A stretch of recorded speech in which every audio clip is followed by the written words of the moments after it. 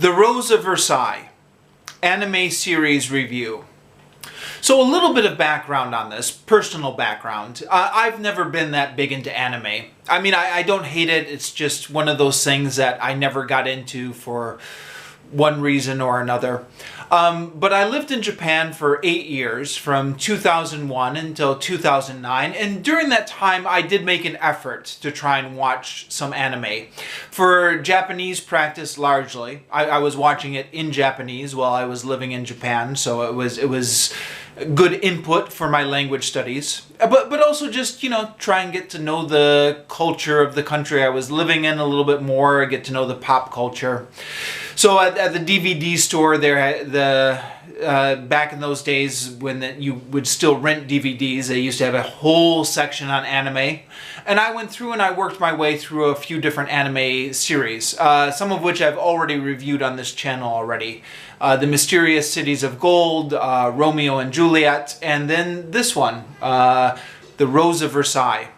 So out of all the anime series out there, why did I choose this one? Well, I'm a history nerd, and actually the French Revolution is one of the areas of history that especially interests me. And this is a whole anime series on the French Revolution. Kind of. Actually, it's more of the 20 years leading up to the French Revolution, but it's kind of about the French Revolution. Now, this anime series, I don't think it's terribly popular outside of Japan. Although, again, I was never big into the anime fandom community, so somebody let me know if I'm wrong.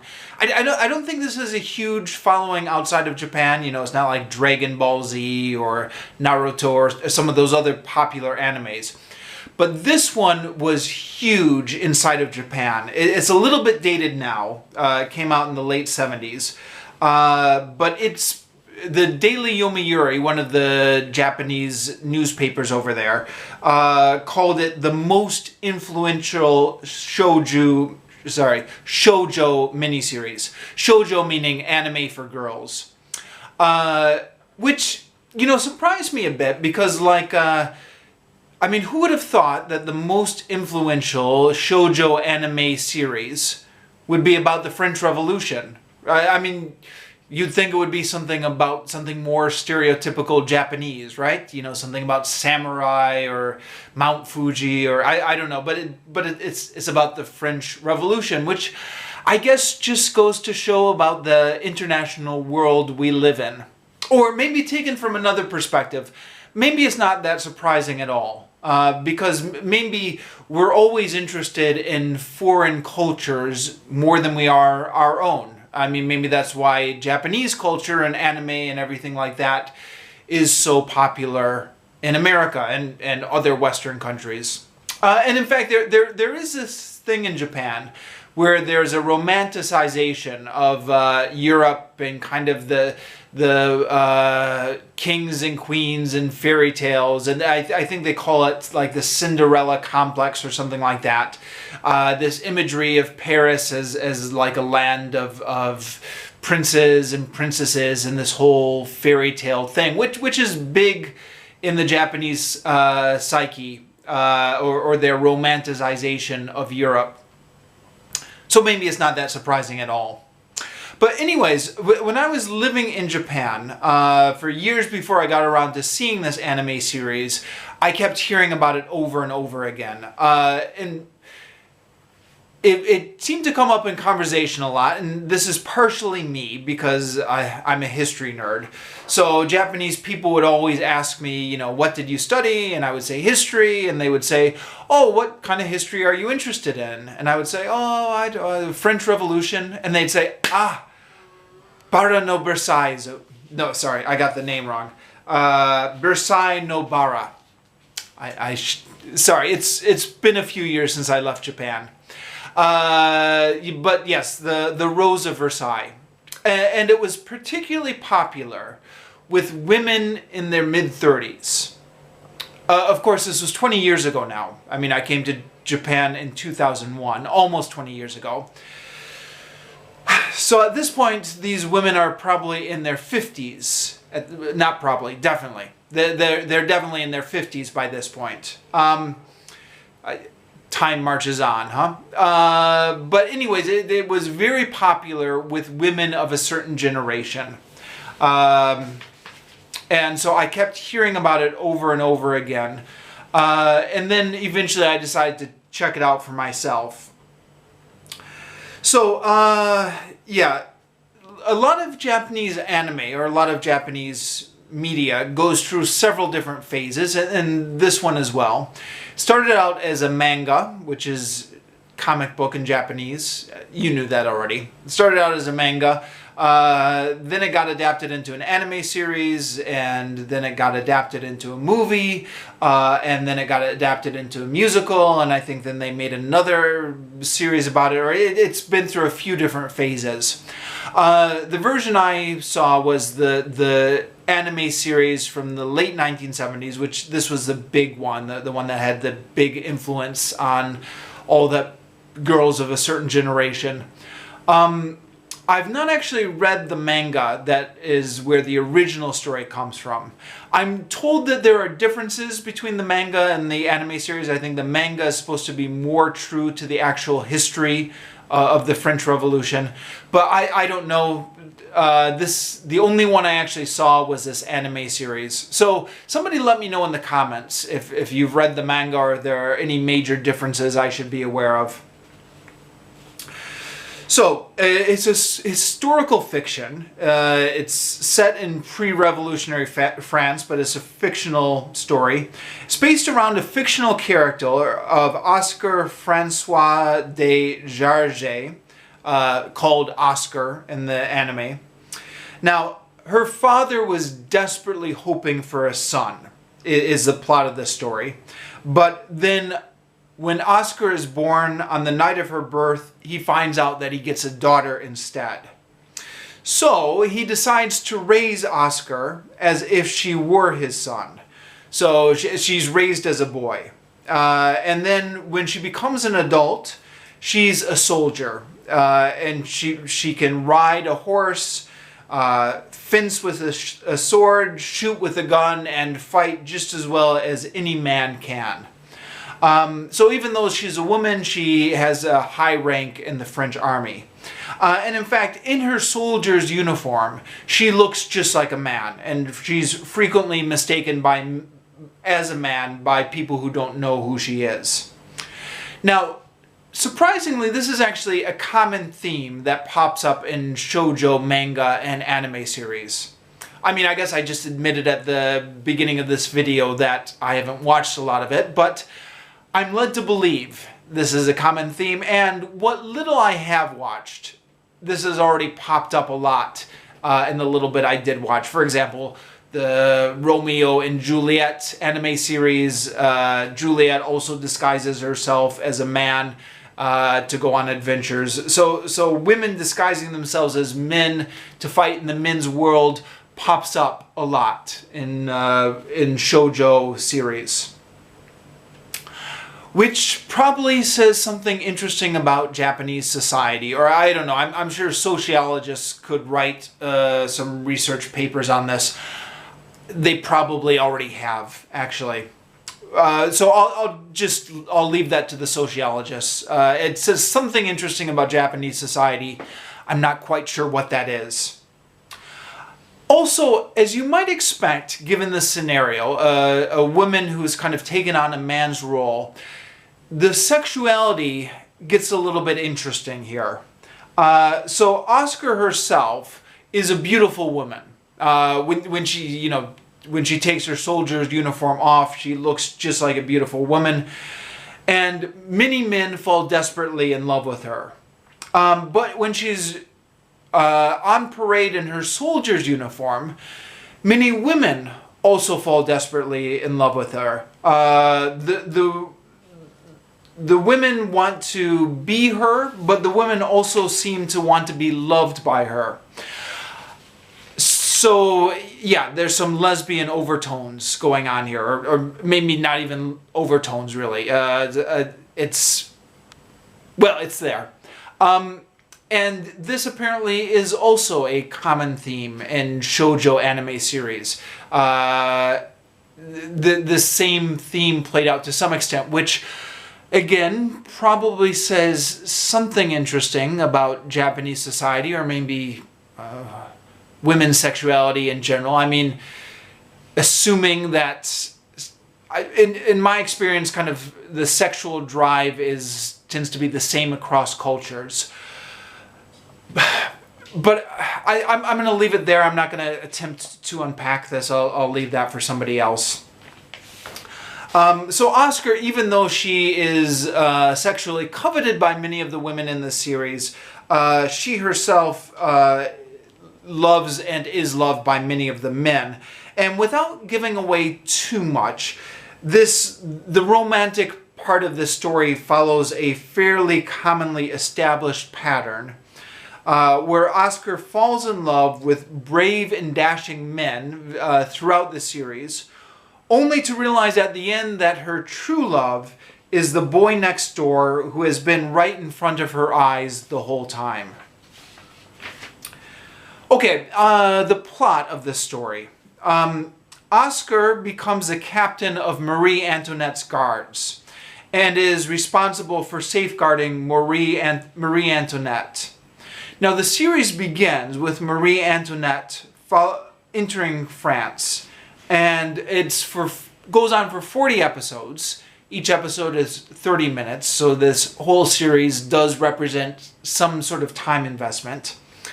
So 40 episodes, 30 minutes each, and they follow the 20 years leading up to the storming of the Bastille. And then the series ends right at the storming of the Bastille. There's a 15-minute epilogue that kind of recounts the fates of the main characters following the fall of the Bastille, but it kind of ends just right on the eve of the French Revolution. There is, according to Wikipedia, there's a sequel series. Now this is manga only. This wasn't made into anime. That follows the surviving characters through the French Revolution, the Directory, and the rise of Napoleon. This was never made into an anime. It's available in manga. I don't think it was ever translated into English. I found it at one point in a used bookstore and bought it, but then never got around to reading it. It was all in Japanese, so it would have been a bit of a struggle for me anyways. But anyways, all that is to say, I'm not reviewing the sequel series. This is just the original Rose of Versailles anime series. So during the course of these 20 years, the anime series follows Marie Antoinette's life through crises both historical and fictional. So, for example, Marie Antoinette's rivalry with Madame du Barry, another woman at the court, a real historical thing, is recounted in this anime series, as is her romance with Count Furzin, which again is a real historical thing and is in this anime series. Incidentally, both of these were major plot points in that Kristen Dunst's Marie Antoinette biopic that came out a few years ago. And possibly that's coincidence. I mean, they're both going back to the historical sources, so it's not surprising that there would be some similarities. But possibly it's not. I wonder if the people who made that Marie Antoinette biopic were familiar with this anime series, because a lot of the major plot points seem to be the same in both. The ongoing battle of wills between Marie Antoinette and Madame du Barry. Madame du Barry's not speaking to Marie Antoinette, and Marie Antoinette's being really upset about that. The backstage politicking at the court of Versailles to force Madame du Barry to acknowledge Marie Antoinette. Also Marie Antoinette meeting Count Furzin at the masked ball. Again, these were all real historical incidents. So I guess it could be just a coincidence that they were both going to the same historical series, but it was a big plot point in both the Kristen Dunst movie and the Rose of Versailles.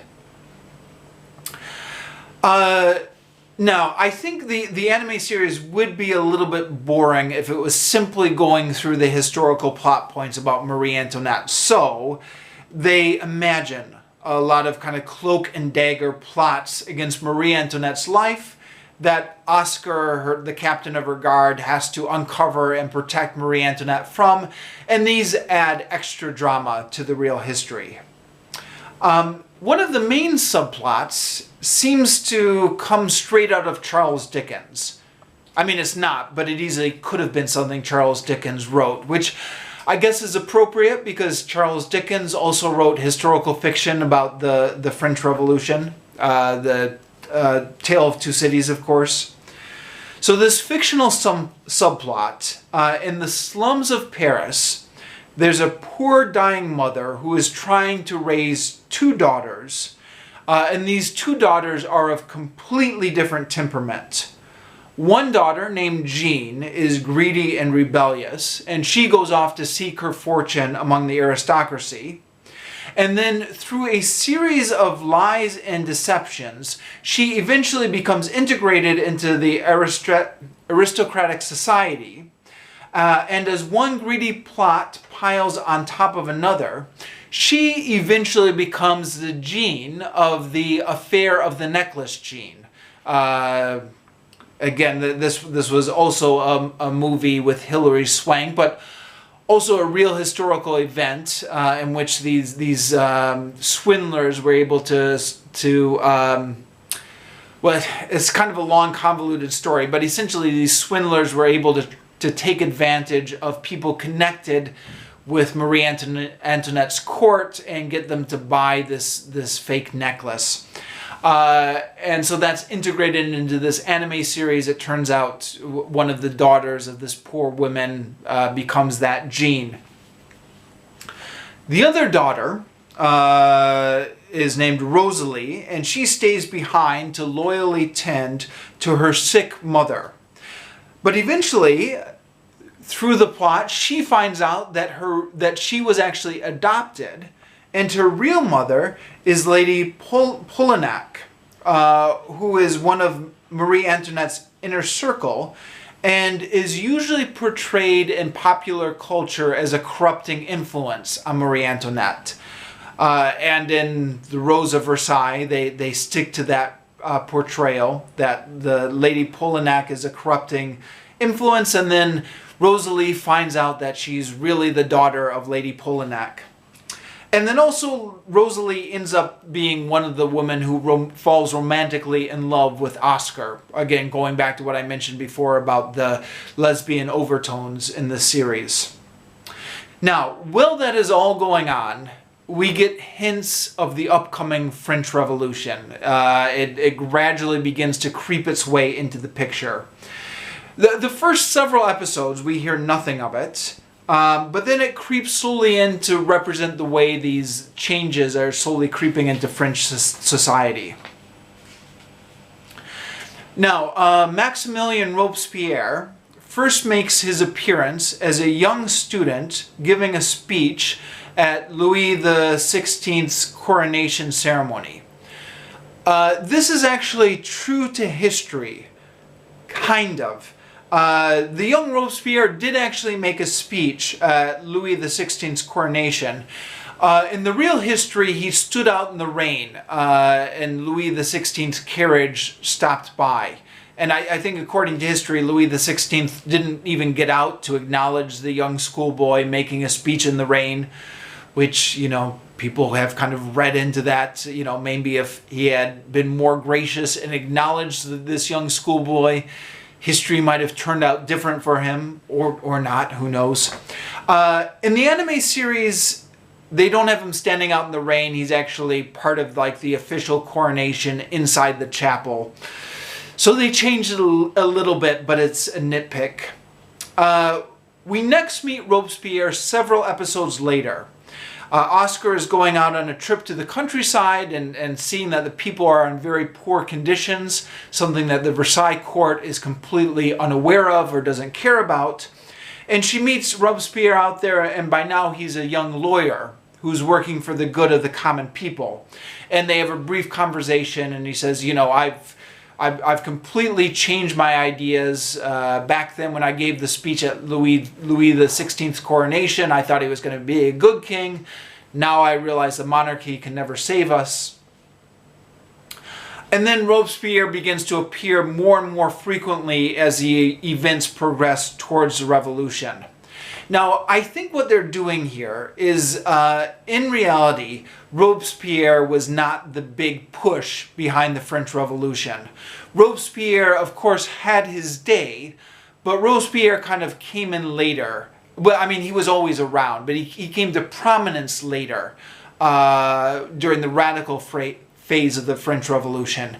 In the beginning, it was other people who were more influential in getting the ball rolling. What they're doing in this anime series, though, because I guess they can't be bothered to have all these different characters, is they're all just consolidating all of that into the figure of Robespierre, who always just appears to be the one who's agitating for reform. Also, Saint Just, or I believe it's pronounced Saint Just in French, who was kind of Robespierre's right-hand man during the Reign of Terror, appears in the anime series as Robespierre's right-hand man. And again, they're taking a few liberties with history here, because this is all happening prior to 1789. So it's representing the changes that are going on. Saint-Just did eventually become Robespierre's right-hand man, but that was after the French Revolution was already in motion. Pre-revolution, I don't believe they had even met. But in the anime series, even before the revolution, Saint-Just is portrayed as the disciple of Robespierre. And he's portrayed as the more radical wing of the revolution. So he starts out on Robespierre's side, and then he becomes like a radical that Robespierre cannot control. And at this point, the series just completely is off the historical rails. And Saint-Just becomes a mass terrorist who's going off at night and setting off bombs and assassinating aristocrats. And at this point, it's just completely not in line with the historical record at all. Up until this point, I think it had been more or less in line with history, you know, changing little things here and changing little things there. But at this point, they're just completely different. There's a third guy of the trio as well. So there's Robespierre, Saint-Just, and then there's a journalist named Bernard. Now, Bernard is just entirely fictional. I don't think he's based on any real-life historical figure. Historical figure. He starts out as one of Robespierre's followers, but then he has a brief career as someone called the Black Knight, which is a kind of a Robin Hood type figure. He calls himself the Black Knight, but he's essentially playing Robin Hood. So he shows up in a mask, he steals jewels from aristocrats, and he gives them to the poor. Eventually he is defeated and unmasked by Oscar and her sidekick Andre. Then later he becomes one of the leaders of the common people. He marries Rosalie, who I was talking about earlier, and he becomes an ally of Oscar and Andre at the very end, as Oscar and Andre decide to join with the common people at the Battle of the Bastille at the very end of the series. Oh, and by the way, spoilers. Sorry. Yeah. So, in spite of all the liberties that this takes with history, I still feel like I enjoyed it, and you know, I was on Wikipedia a lot to kind of check what they changed and what was still the same, but I felt like I did learn some stuff from it. The anime is showing its age, though. This was made way back when in the late 1970s, and the animation is on a 1970s budget. It's stiff and jerky. It really bothered me at first, you know, like the first couple episodes. But over the course of watching all 40 episodes, you get used to it after a while. So by the time you're like in the middle of it, you stop even noticing that kind of stuff. It did, though, the pacing was something that bugged me throughout. There are a lot of action scenes in this. There's a lot of action and adventure mixed in with this. But there's also a lot of romance. And there's a lot of scenes of characters looking lovingly into each other's eyes while romantic music plays in the background. And now, again, this is shoujo anime. You know, this is made for girls. So I'm obviously not the target audience for it. But those scenes, I just found them very boring. And I started to get a little bored and fidget in my seat and stuff. So maybe this would play better for a female audience. And probably this played better in the 1970s than it did today. But yeah, I found some of this a little bit boring and difficult to sit through. And again, it is long. It's 40 episodes. But I made it through it, and on the whole, I enjoyed it. And would I recommend it? Yeah, I'd recommend it. I mean, if you're at all interested in Japanese culture or Japanese pop culture, or the history of Japanese pop culture, then I think you have to check this out. Because, again, this is one of the most influential shoujo anime series ever. If you're interested in the French Revolution, I would, you know, or interested in French history, there's enough in here to be of interest, so check it out. And yeah, the story is... There were some parts that were a bit slow, but by and large, the story is interesting. So... If you're interested in any of this stuff, I'd give it a cautious recommendation. Yeah, check it out.